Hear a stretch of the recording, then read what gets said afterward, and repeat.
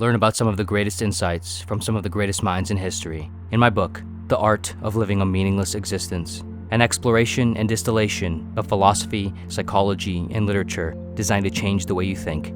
The link for it is in the description. Aldous Huxley is perhaps one of the most prophetic and unsettling writers of the 20th century, perhaps of all of modern history.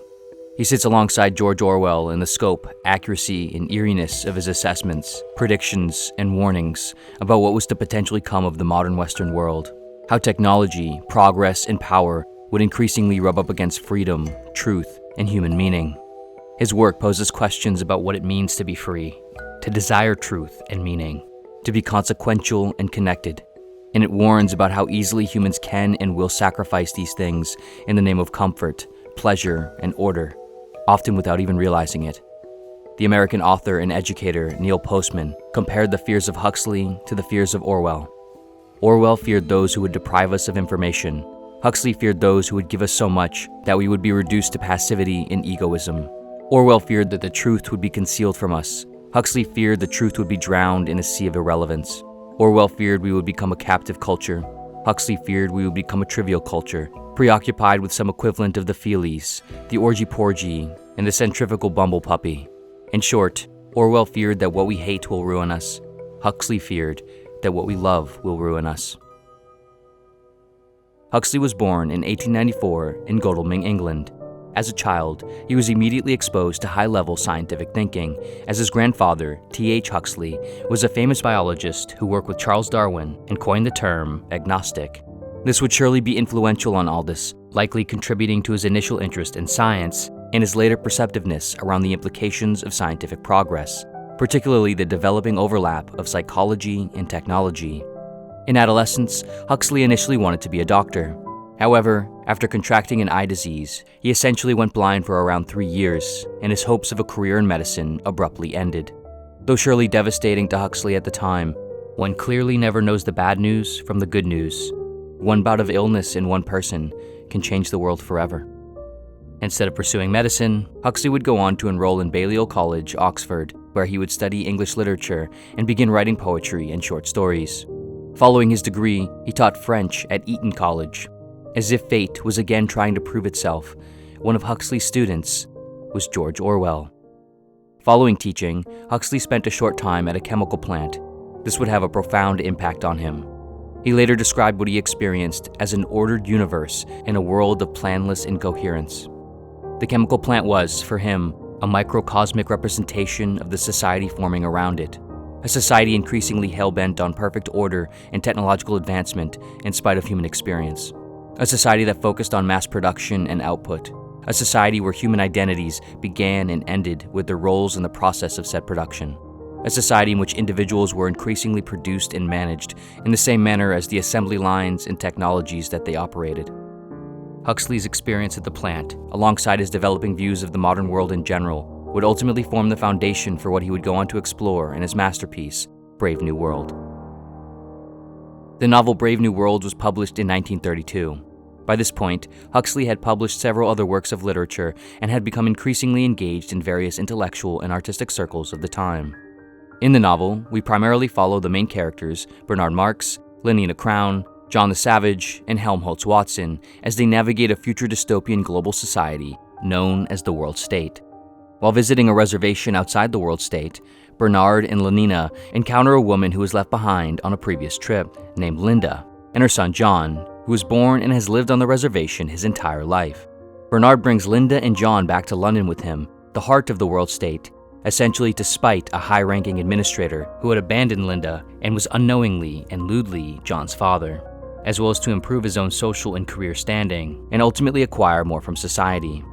Once in London, however, John soon goes against Bernard's efforts, and his focus turns toward understanding and subsequently criticizing and revolting against the World State. His values, which he primarily formed from his exposure to Shakespeare and experiences outside the World State, cause him to find the society entirely hollow and vapid at best. This divide between him and the state become a key point of contrast used to put forth the brilliant and challenging philosophical questions asked by the novel. In the World State, everything is perfectly ordered, structured, stable, and, on the surface, very pleasant. everyone is happy. Citizens are born through an artificial process in a hatchery, where embryos are treated differently in order to alter individuals' bodies and minds and predetermine their caste and function in society. Everyone is more or less the same in their caste, and everyone is conditioned to be content and suitable in their caste. Conflict, dysfunction, and dissatisfaction are thus minimized. Homogeneity is prioritized. In daily life, pleasures and entertainments abound. If anyone isn't happy, they are quickly reminded to take the drug, soma, which evokes euphoria and pleasant hallucinations. The world's stable now. People are happy. They get what they want, and they never want what they can't get. And if anything should go wrong, there's soma, said the world controller, Mustafa Mond, to John. In the world state, everything is set up perfectly for continuous stability and constant happiness. It is essentially the perfect outcome of a successful social utopia. And yet, it is deeply unsettling. Freedom, identity, depth, and expression are fundamentally lost. Or rather, they are no longer even relevant or necessary.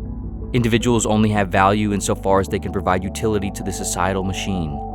Love is shallow. Monogamy and family are condemned, obsolete. Everyone belongs to everyone else, which citizens repeat as part of their social conditioning.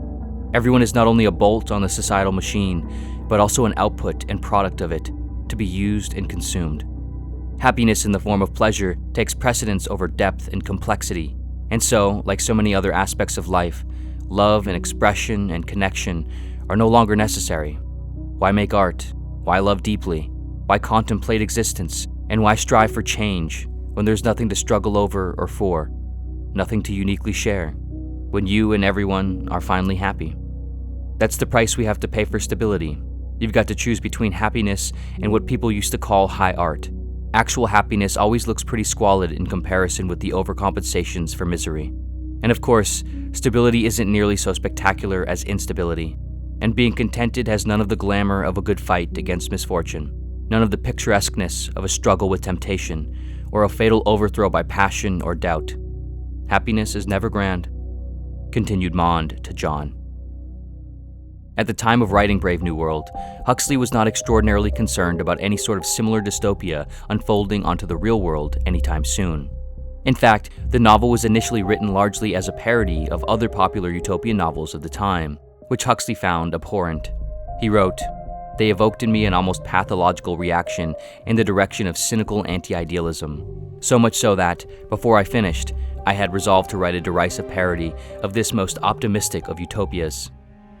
Huxley did see the importance of the subject and the implications of what was essentially underpinning such utopian ideas, the sort of idealism that viewed technological and scientific progress as definitively moving toward a perfect, enlightened future.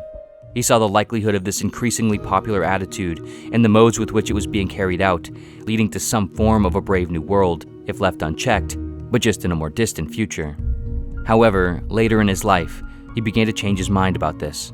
He wrote, "In 1931, when Brave New World was being written, I was convinced that there was still plenty of time. The completely organized society, the scientific caste system, the abolition of free will by methodical conditioning, the servitude made acceptable by regular doses of chemically induced happiness, the orthodoxies drummed in by nightly courses of sleep teaching. These things were coming all right, but not in my time, not even in the time of my grandchildren. 27 years later, I feel a good deal less optimistic than I did when I was writing Brave New World. The prophecies made in 1931 are coming true much sooner than I thought they would.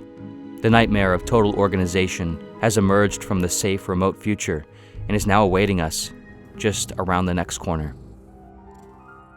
Part of what had drawn concern out of Huxley was the advancing knowledge of psychology in the early to mid-20th century.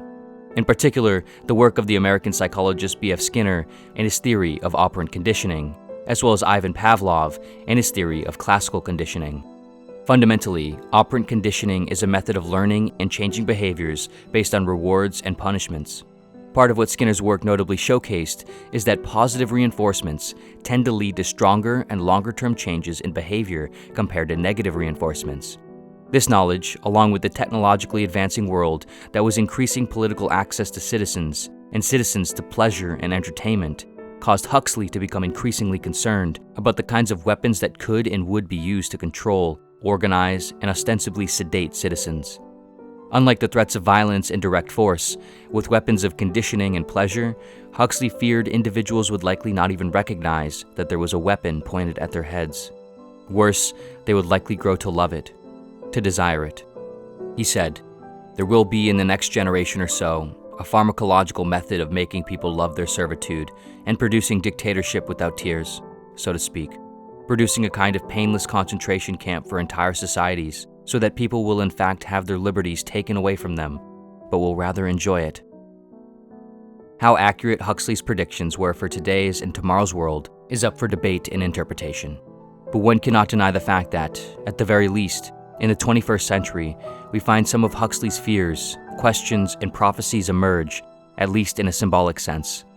We might personally find some of his fears in our habits, in our daily lives, in our societal roles, in our desires, in our identities, and what we are and are not aware of. And in a broader sense, we can see the increasingly rampant use and apparent need for various drugs and intoxicants, both prescription and recreational. We can see that, with what has gone from radios to TVs to computers to smartphones to whatever is next, the opportunity for simple pleasure and simple escape has only become increasingly available and pervasive.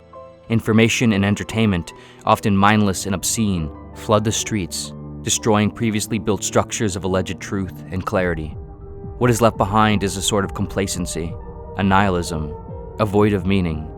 And, with continued flooding appearing imminent, rebuilding seems almost futile. And so, what do? We jump in the floodwaters, floating on the surface in our inflatable tubes, cocktails of substance in one hand, and a phone or whatever else in the other. We don't become happy about the destruction.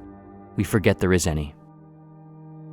Perhaps slightly deviating from Huxley's views and Brave New World, the cause and process by which these qualities of society have come to be is not simple, obvious, or easily pinpointed onto any sort of isolated groups, rulers, or goals. Is the state of essentially the entire modern world more likely to be the result of the intentional and perfectly executed psychological direction by the few, or the result of the increasingly unrestrained and capitalistically facilitated impulses of the many? Or at least a proportional combination of both. Perhaps it is merely convenient for rulers and societies how life and psychology work on their own. Perhaps it is all the more convenient to occasionally know how to tap into it, even if only seldomly with success.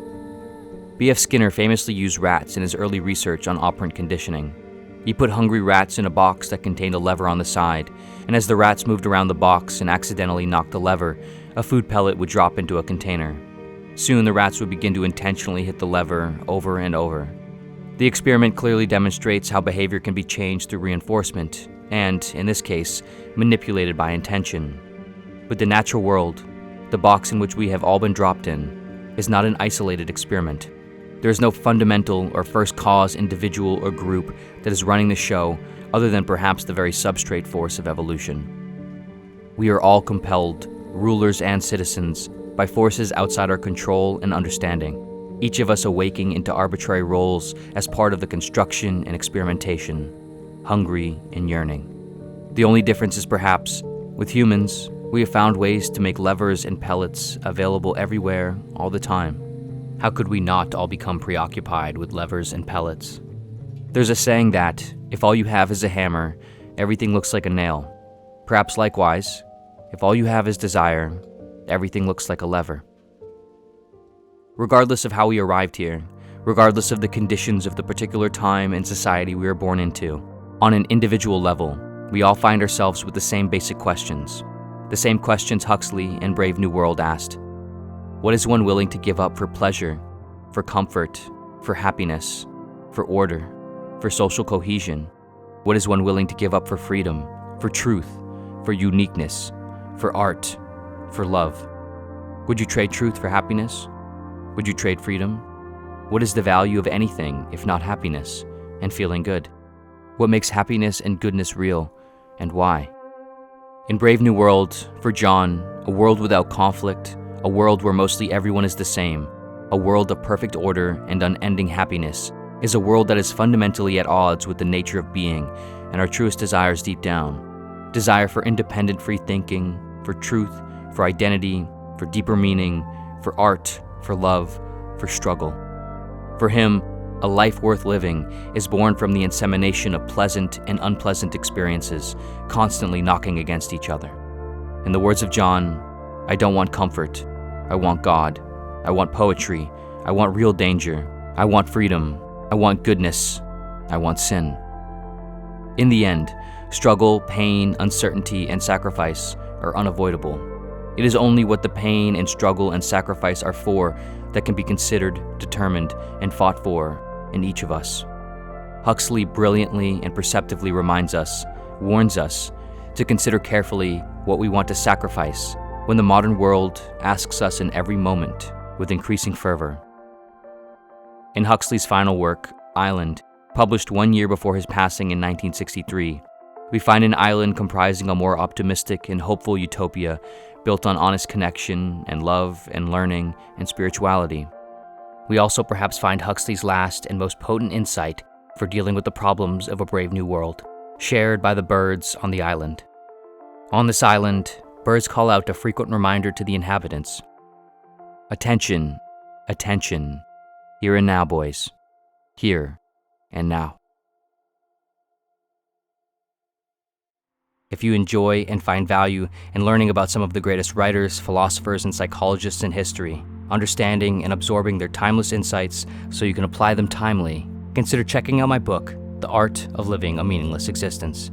From ancient schools of thought like Taoism, Buddhism, and Stoicism, to modern philosophies like existentialism, absurdism, transcendentalism, and pessimism, to powerful insights from psychology and literature, The Art of Living a Meaningless Existence explores some of the most important ideas in history to help you better answer some of the biggest questions of existence.